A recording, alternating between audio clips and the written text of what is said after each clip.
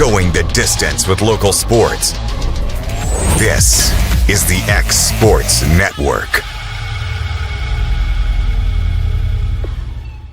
Financial advisor Scott Beasley knows time spent with family is everything. As a founder of Beasley Wealth Management, his mission is to give clients the freedom to enjoy time with family without the burden of financial concerns. A local of Lawrenceburg, Scott deeply values building relationships with clients, ensuring they make informed decisions concerning asset management, tax planning, and retirement planning.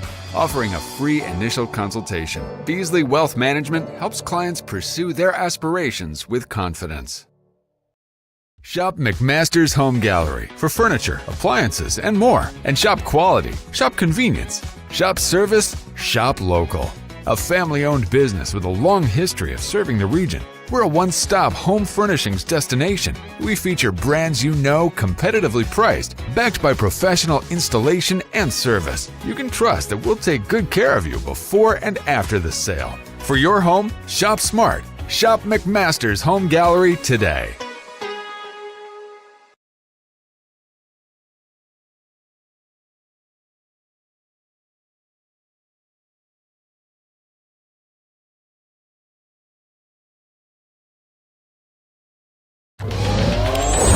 Going the distance with local sports.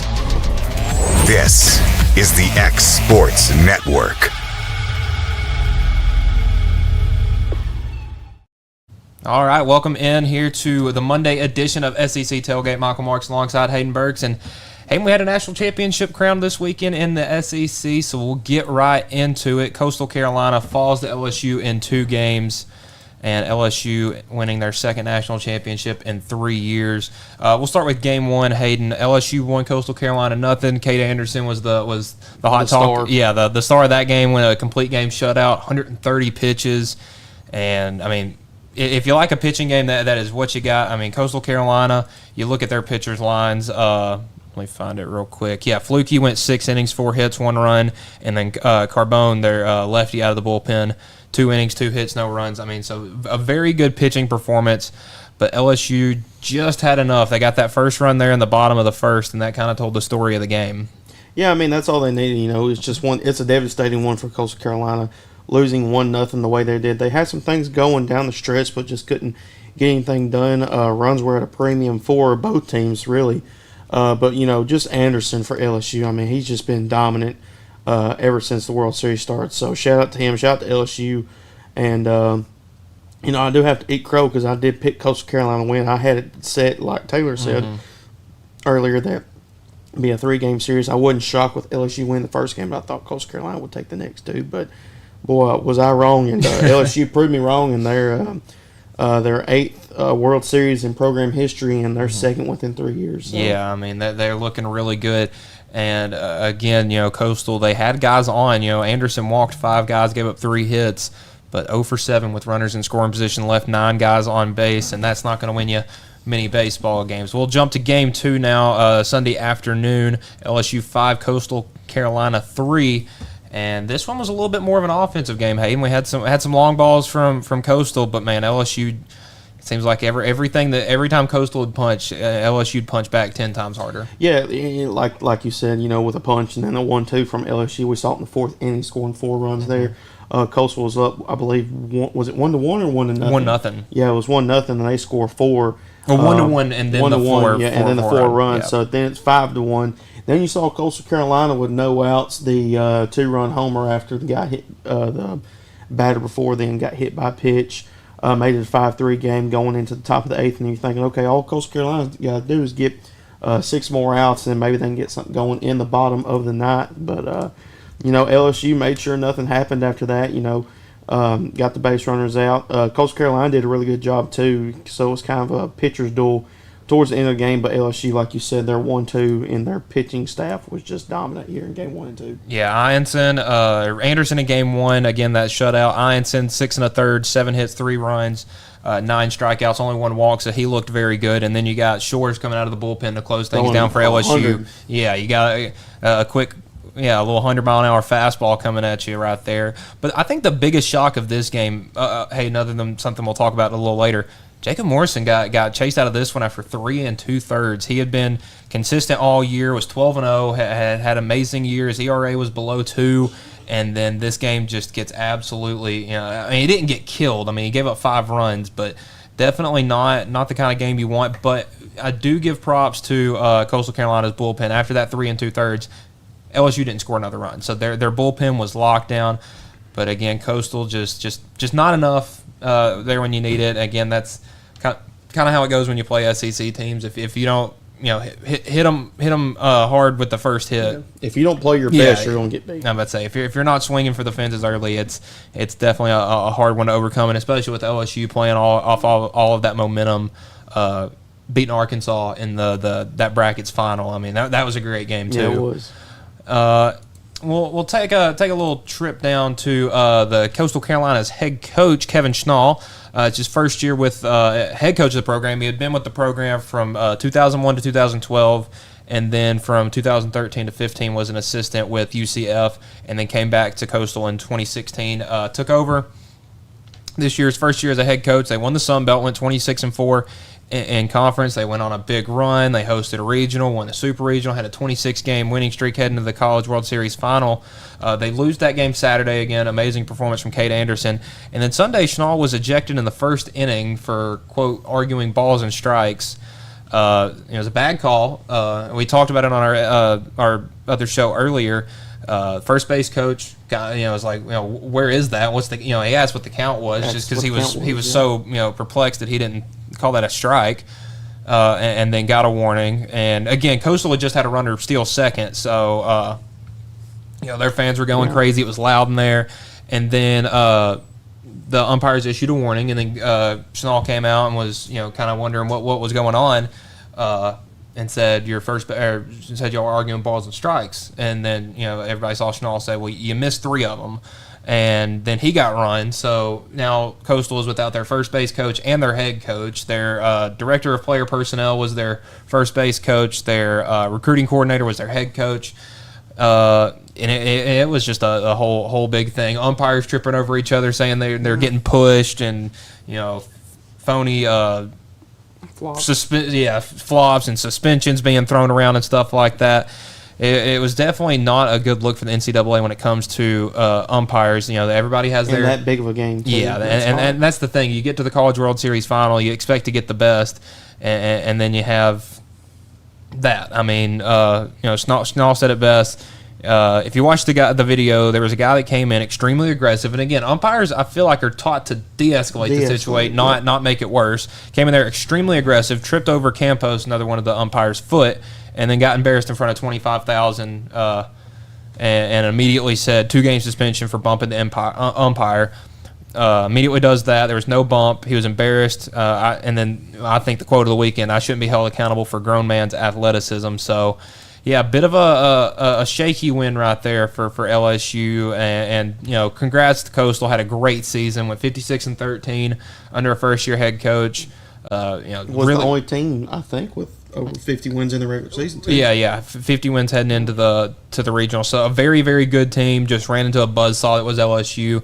And Hayden, LSU's regional run was a little weird. They kind of ran through their regional. Except that game against Little Rock. They had a winner-take-all game against Little Rock on that Monday night, eventually winning that. And then the final game. And then they go to the Super Regionals where their pitching didn't look good at all, really. Ianson and Anderson, neither one of them looked really good. That was our questions going into the World Series, if they were going to be able to beat Arkansas. Yeah, and that's the thing, because Arkansas had been taking advantage all year of pitchers that hadn't had a good game either the game before or the last time they faced them. They were really good at capitalizing off that. But again, I mean, those two guys, like we said during our show earlier, probably 2 first-round picks right there. Anderson's probably going to go 1 or 2. Just depends on whether I assume Washington will be the team that takes him, and then Ianson will probably be a mid to late first round pick. Yeah, Colorado might get him too. Really, anybody that wants him can have him. I mean, a very good arm. And we'll move into a little bit of a game we're going to play here. So the last 6 College World Series winners, Hayden, have come from the SEC, and we're going to rank those 6 teams. So we'll go in reverse order. So this past year, obviously LSU. 2024 was Tennessee. 2023 was LSU. 2022 Ole Miss. 2021 was Mississippi State, and 2019 was Vanderbilt. So. Ooh. Hayden, I'll let you start this game off for us. You go. You give your top 6. Out of the 6, starting with 6, I'm going to say it was the 2022 Ole Miss team, in my opinion. I mean, they got hot at the right time, but just overall throughout, they got hot in the SEC tournament. I think they won the SEC tournament too that year, didn't they? Not in 22, Tennessee did. But that's the thing. They had gotten hot. They weren't supposed to be in the tournament, but they were that last team in and went on that magical run. Yeah. They were a very talented team going into the year. They had a ton of superstars, but they never really panned out. They had that series against Tennessee. I believe it was the open SEC play. If not, it was the second weekend. And Tennessee went down there and whooped them and went on their magical run in 22. But so 2022 Ole Miss. Yep, that's going to be my number 6. Number 5 is this year's LSU team. Really good team. Just kind of had spurts where they looked weak in the regular season. Obviously, they lost the series to Arkansas in the regular season. Was a lot of question marks through with that team. But getting hot at the right time in the World Series. Struggled in Super Regionals, had a decent regional. So I'll put them at number 5. Number 4, I will probably put the Mississippi State group. That group at number 4. Mississippi State, like you said, another one of those kind of magical run teams, was really good in the regular season. Had some hiccups down the road, but eventually turned it on when it mattered most in the College World Series. At number 3, I am going to go with Vanderbilt. Vanderbilt with that group, really good group, solid group that year. Obviously was the best team in my opinion that year when it came to a baseball team, so I'll put them at number 3. Number 2, when you told me this, I went back and forth between LSU in 2023 and Tennessee in 2024. And I'm not going to be biased, but I'm going to be biased a little bit. Put me LSU at number 2 for 2023 because that Tennessee group, being the number 1 team, first time since the year 2000 since the number 1 team won the World Series, and that was the University of Miami. But that Tennessee group was unreal, top to bottom. 1 through 9, any of those guys could hit one over the fence with just one pitch. So I'm going to go with that Tennessee group at number 1. That LSU group in 2023 was something. I mean, I would say they had Dylan Cruz, they had Paul Skeens. I mean, that was a very good team. They beat Florida in the national championship game. So, like I said, that was a tough if Florida won it in 2023, I'd probably put them in the exact same spot as LSU. Exactly. That Florida team was incredible. But, I'm going to take number 1. Like I said, I am a Tennessee fan, but that group right there just – any time, if there was one pitch down the middle, any of those guys could have got a hold of it and changed the game. All right, so my number 6 spot, I'm gonna copy you for a little bit here. I'm gonna go Ole Miss in my number 6 spot. Again, ton of talent, really good middle infield. They just had some pitching injuries, kind of take a toll on them. But again, got in a groove late in the season, and man, they say don't let the Rebs get hot. They got hot and took it all the way to Omaha and won the national championship. At number 5. I'm actually going to go with that 2021 Mississippi State team. I mean, that was a very, very good team, just consistent from top to bottom. But it wasn't really a flashy team. There wasn't they didn't do anything exceptionally well. They were just they just won games. Yeah, they just won their games. They were a very good baseball team. At number 4, I'm going to go with the 2025 LSU team that we just saw yesterday. And the only reason I do that, I like a high-scoring baseball game. I like my pitching duels every once in a while, but when it comes to college baseball, I want to see home runs. I want to see a bunch of stuff like that. And this year was not really that was not the case for college baseball. It wasn't a big a hitters season, so to speak. It was a pitcher season. LSU had the best pitching staff in the country, and they showed why winning their second national championship in 3 years. And then again, our top 3 is going to be the exact same. We'll start off with 2019 Vanderbilt. I mean, that was Kumar Rocker. It was absolutely amazing that year. That Vandy team was incredible. Made a great run. I mean, Rocker threw that no-hitter with like 17 strikeouts in the Super Regional against Duke.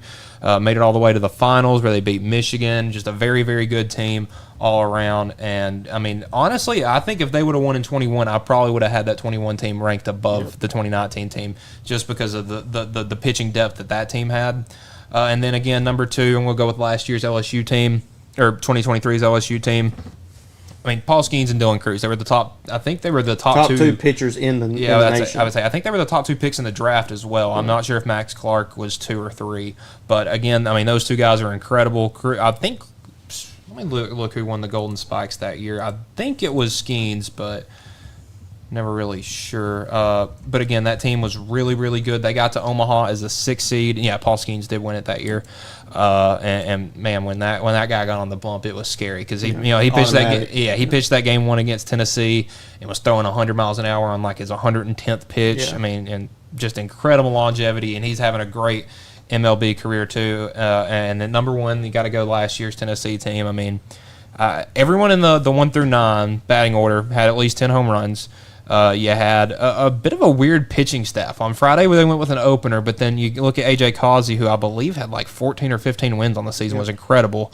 And then you had Drew Beam, who was having a bit of an up and down season, really got it going there late in the season. Against UNC. Yeah, that UNC game was incredible. And then Xander Sechrist, who came out of nowhere. He was the midweek guy in 2022. I remember that. And came out of nowhere, was the Sunday guy, had some iffy starts early in the year, but man, late in the year, you got to postseason, really starting with the SEC tournament.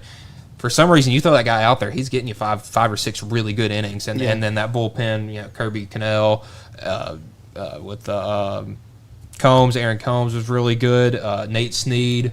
Just a bunch of really talented arms. With a lot of arms. Yeah, I would say that team had the arms, but they had the boom too with Christian Moore, Blake Burke, Billy Amick, those guys. Cal Stark. Yeah, Cal Stark. He actually hit more of his home runs that year in the postseason. Yeah. Like the 12 or 15 games they played in the postseason. Inslee had a great. Dylan Dryland. Yeah, I mean, that team was incredible.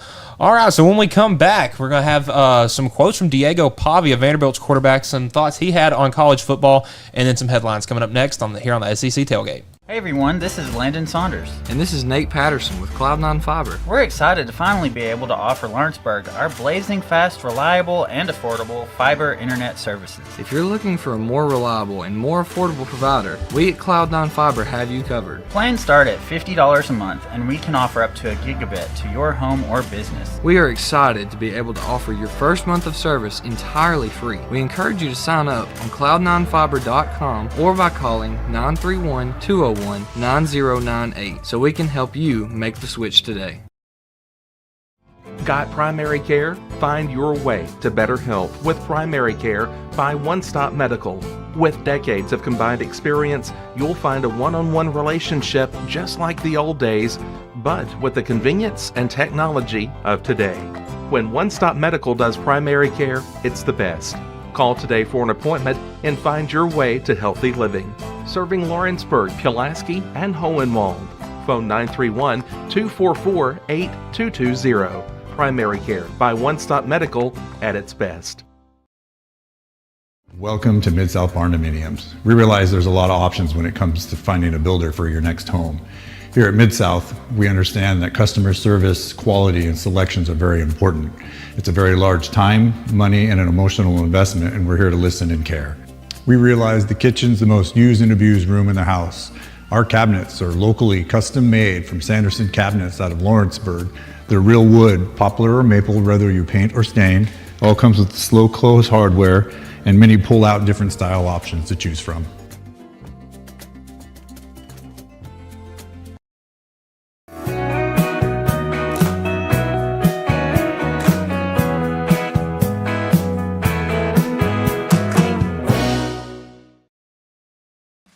Hey Lawrenceburg, looking for something new? Come to Happy G's, located at 210 East Gaines Street. We have pitching machines, batting cages, and even indoor golf.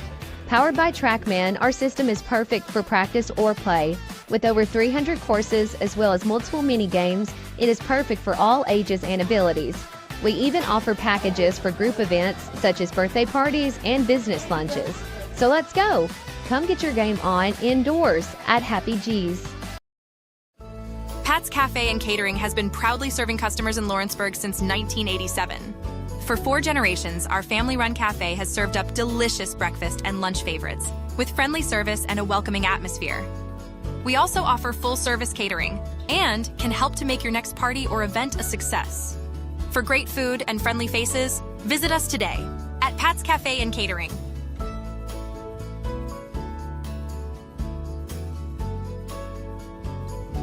Good Works at Home, formerly known as the Summit at Home, is a licensed non-skilled agency dedicated to helping you maintain, your independence at home for as long as possible. Our compassionate and caring staff provide support in various areas, including dressing, bathing, personal hygiene, transportation, cleaning, and companionship.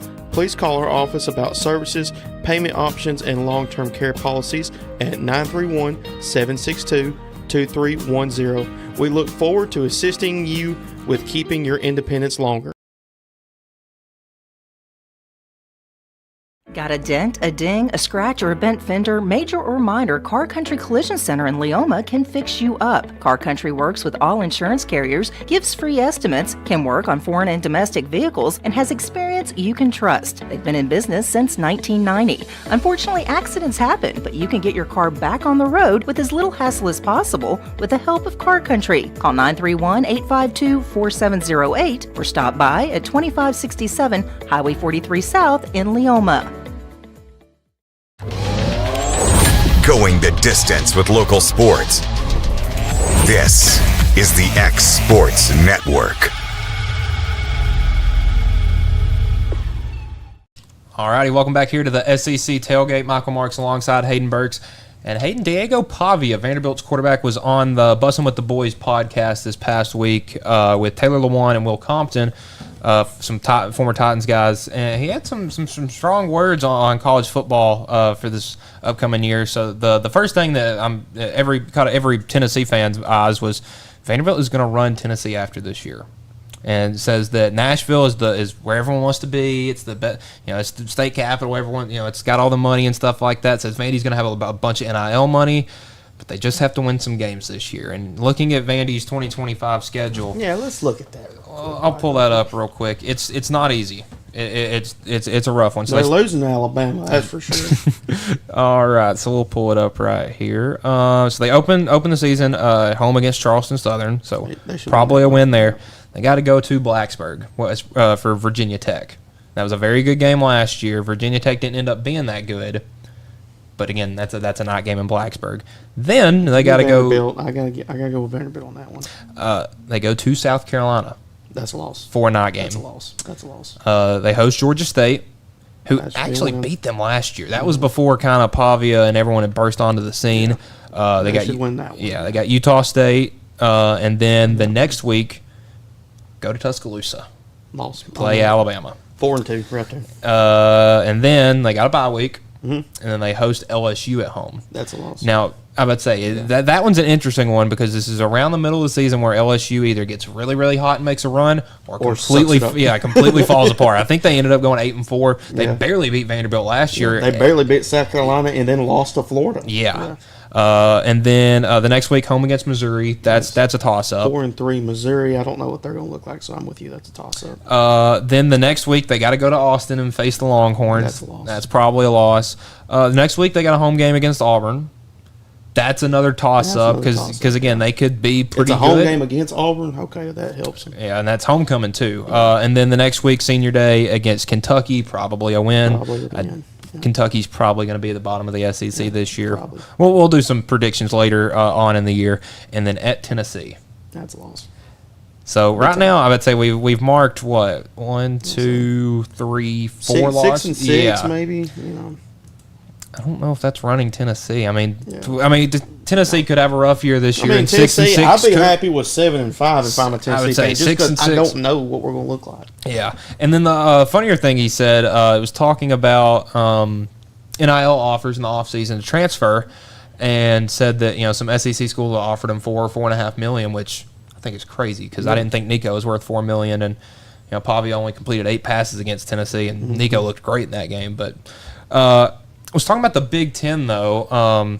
Lewan and Compton are both Big Ten guys. Lewan went to Michigan. Will Compton went to Nebraska. And talking about the Big Ten, he said, you want to play with the best. You don't want to play with the Big Ten. You ignore those phone calls. So taking a little shot there at the Big Ten. Now, Vandy doesn't have a Big Ten opponent this year, but I can't go with that. Big Ten would run the SEC right now in football. There's no shot. They've won back-to-back national championships. Yeah, they won back-to-back national championships with Michigan and Ohio State, and we've seen what they've done. Ohio State, what they did to Tennessee. Michigan beat Alabama in the bowl game. Yeah, too, Illinois beat South Carolina in the I think that was the the Tax Slayer Bowl or whatever. Yeah, it definitely brings up some interesting conversations, because also we could have that conversation such as is the SEC too hard now that you're beating each other up so bad during the regular season that you don't look good in bowl games? I don't think we're at a point there yet. I think it's kind of getting trending close. that way. It's getting I close. mean, you've got the teams, and then you've got the, because you want to see your teams. best on best. You want to see the Georgias and Texas games. You want to see the Alabama, Texas, Alabama, Georgia, stuff like that. But if you haven't played each other every year, they're going to beat each other up. And then by the time you get to the playoffs, I mean, Texas is beat up, Georgia was beat up, even Alabama was a little beat up. Tennessee, obviously. I mean, Dylan Sampson played like maybe the first drive of that They had Ohio to use State their game. walk-ons for their wide receiver group. At that point. All right, and we'll take a look over here at some other SEC headlines. Zakai Ziegler and his legal team are appealing the court's decision on his extra year of eligibility. I anticipate that they'll probably fight that up until probably the end of the summer. I'd say once school starts back, they'll probably, if you haven't gotten it by then, you're not getting it. College football playoff format has gone back to the drawing boards. It's going to be a 12-team playoff again. I think it's going to be seeded, one based off overall. Which needed to be what it was in the first place. But the thing is, the SEC and Big Ten can't agree because of automatic qualifiers. Again, if you want a 12-team playoff, the SEC wants 4 automatic qualifiers. The Big Ten wants 4 automatic qualifiers. Well, the problem is, what if the SEC only has 2 good teams in a season? Yeah. Then you got a bad team in the playoff when there could be, maybe an Arizona State or something like that has another shocking season like this year. It's going to come down to and again, SEC and Big Ten, they have the biggest schools, they have the most schools, they have the most money, and they want to keep it that way. I think you need to at least have, obviously, the 5 conference win. If you win your conference, you're automatically in. I agree with that. I'm not saying you But should I don't do think 1, it 2, should- 3, 4, Exactly. 5, but you get an automatic spot into the playoffs. I mean, you might be like I don't know, let's say because Penn State got rewarded by losing the Big Ten championship game with a home game against SMU and then a game against Boise. Yeah, so Boise. I mean, they were handed a Final Four spot. and Oregon almost. had to play either Ohio State or Tennessee, and that's going to be a tough game yeah. regardless. But yeah, I think if you win your conference, you get an automatic spot. I'm not going to say automatic qualifiers for the Big Ten and SEC. Now, will they get more than the ACC and the Big 12? Most definitely. Most years. Absolutely, yeah, 100%. Mountain West or any other Power 5 should get a spot at least. Whoever has the best record. Because I do think it's cool. I State. get Boise didn't look very good against Penn State, but I mean, like we had that Arizona State and Texas game that was really good. Arizona State, even though they throw a were a group 4, of- they were probably like maybe a 6, 7, 8. Yeah, I mean, they ended up being a very good team.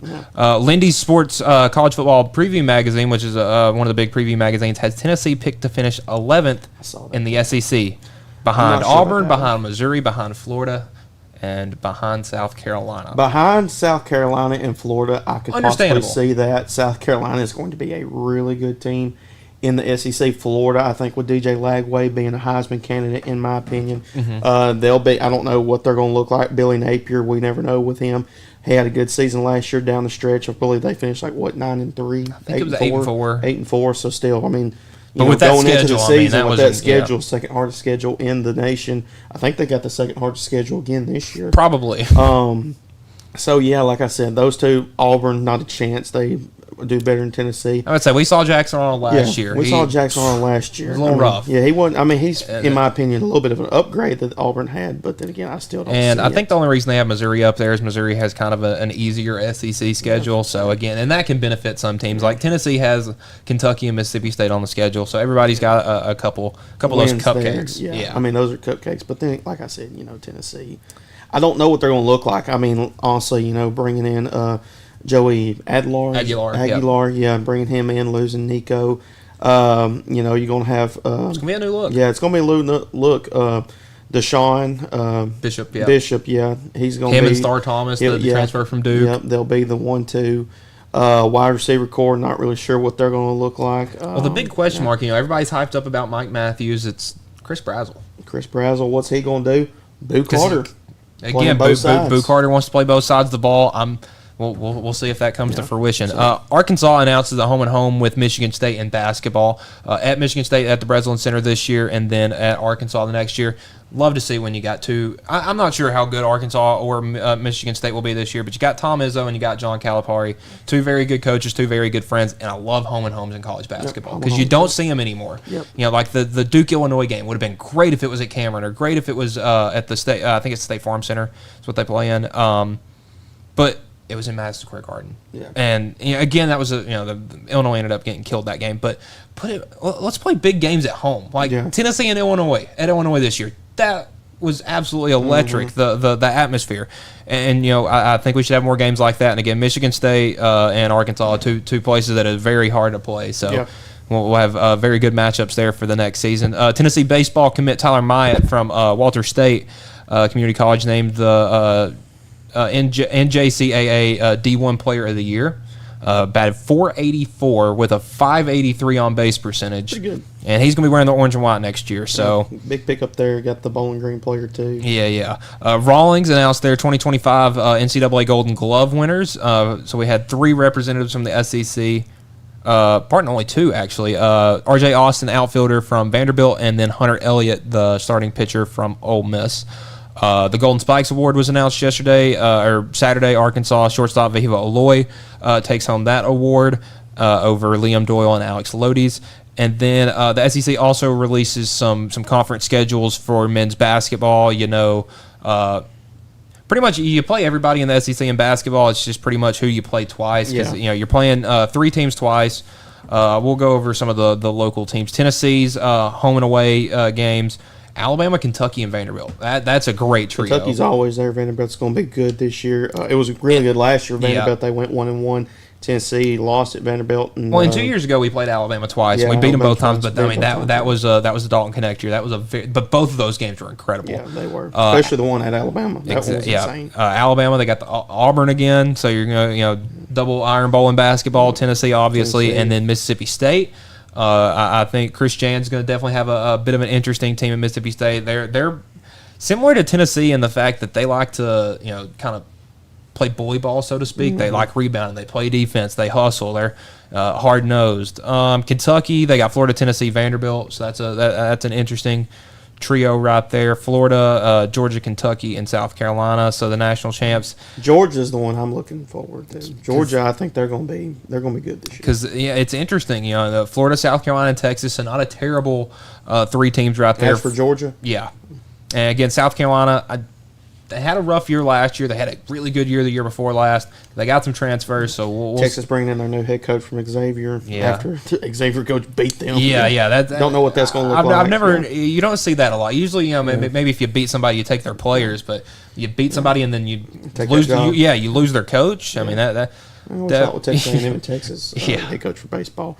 Texas A&M getting a new head coach too, with Buzz Williams going to Maryland too. Yeah, so a couple of new, and then again, I'm still getting used to John Calipari at Arkansas. Yeah. Nate Oates at Alabama will be good. Dennis Gates at Missouri. I'm curious to see how he does this year because his first year there they were really good, and then the next year they were terrible. Yeah, I'm about to say. And then this year they were good again. Yeah. So are they going to be good again this year? Are they going to fall off the face of the earth? Yeah, if they're going to fall off like that, he might be on the hot seat. Oklahoma is definitely a bit of a hot seat team for me. Porter Moser was the head coach of those Loyola Chicago Ramblers teams that made those runs a couple years ago. But he's having a problem losing transfers. Otega Owe and Milos Uzan, two of the better guards in college basketball last year, were on Oklahoma 2 years ago, but then those guys transfer elsewhere and do their thing. So Oklahoma, if they can keep some transfers, they'll be good. Auburn, I mean, their roster's probably still 40 years old, but I assume they'll be pretty good again. Alabama, Arkansas, Ole Miss, so they don't have it. That neither one of those are going to be easy. No. I'm looking for some of these that look either really hard or really easy. Florida, they've got Kentucky. You said Kentucky. Yeah, Kentucky. Vanderbilt. But they got Kentucky and then South Carolina and Georgia. So here are 2 toss-ups on how good they'll be. Vanderbilt's Kentucky, Ole Miss, and Tennessee. That's a bit rough, and then. Ole Miss, Auburn, Mississippi State, Vanderbilt. So definitely some good matchups. Vanderbilt's on the rise too, in my opinion. Yeah, I really like what Mark Byington's coach. Yeah, I really like what Mark Byington's doing there with the Commodores. Coming up next, we'll talk about a former Loretta Mustang who had a start in the majors Friday, and then talk a little bit more Tennessee baseball transfers. Coming up next here on the SEC Tailgate. From our humble beginnings to today, Parks Lumber Company has continuously served Lawrence and surrounding counties for over a century. Although we started as a small lumber yard in 1896, we have grown to include everything you need to make your dream project come to life.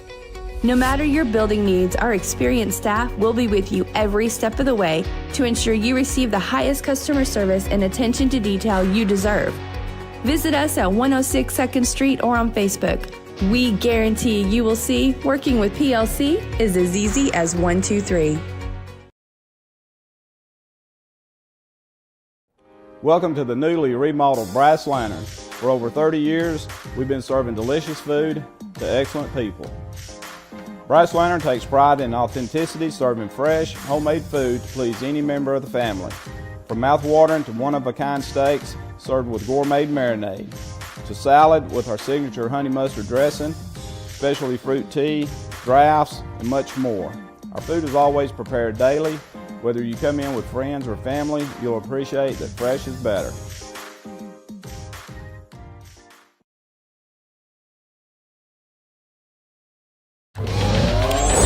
Going the distance with local sports. This is the X Sports Network.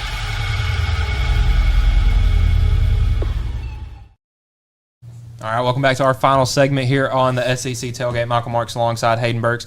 Hayden Blade Tidwell made his second start in the majors for the Mets Friday against the Cardinals. That was his debut. Against the Cardinals. Against the Phillies.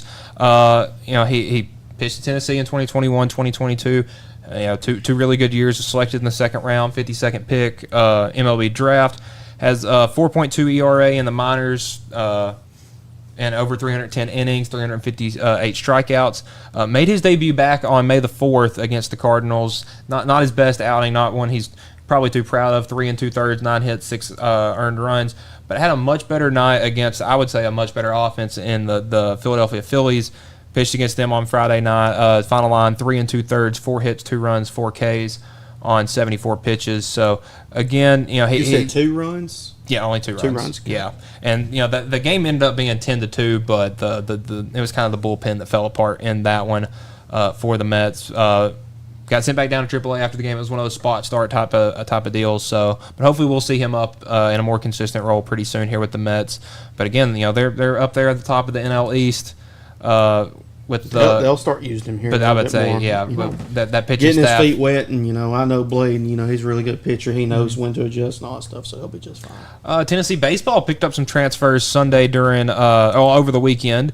They picked up right-hand pitcher and outfielder DJ Newman from Bowling Green. A bit of an interesting guy there in Newman because he was a two-way player for Bowling Green over the past 3 years.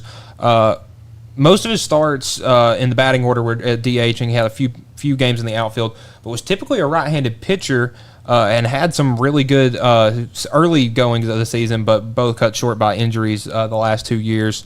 Again, it appeared in 25 games hitting this past spring, 419 batting average, 495 on base percentage, 9 doubles. So didn't get as many ABs. I'm kind of curious to see where he'll play with Tennessee and with two-way players.